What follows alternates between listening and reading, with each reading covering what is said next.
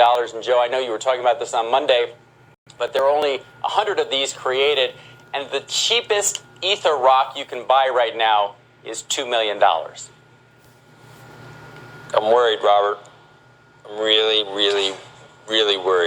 I'm really worried. And so you pay for it in Ether, so because you use Ether to pay for it, so now that's going up. Is the tail wags the dog for buying like a pudgy penguin. Why can't you make pudgy penguins are the new? Why is there any supply constraint on the kind of penguin you can draw? You can make him a captain of a ship. You can make him anything, can't you? Tennis player. Can't you make a penguin? Can't you just make a penguin do whatever you want it to do and then sell it for $1 million?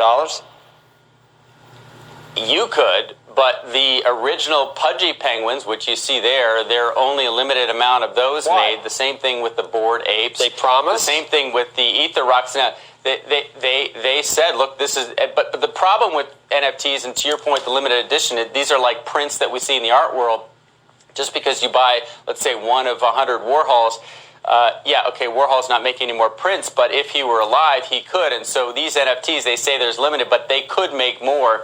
But there's a whole generation that lives online.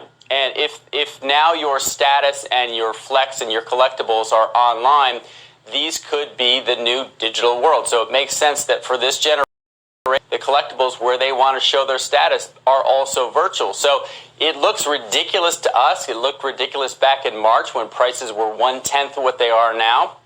But this thing, at least for now, has legs, and these prices keep going up. Now, there are some people that say maybe these are a small group of people just trading NFTs to each other and helping prices. So I think there's a lot of stuff we don't know and see in this market. But if you just look at prices, you look at OpenSea, they now have 26,000 people on their platform.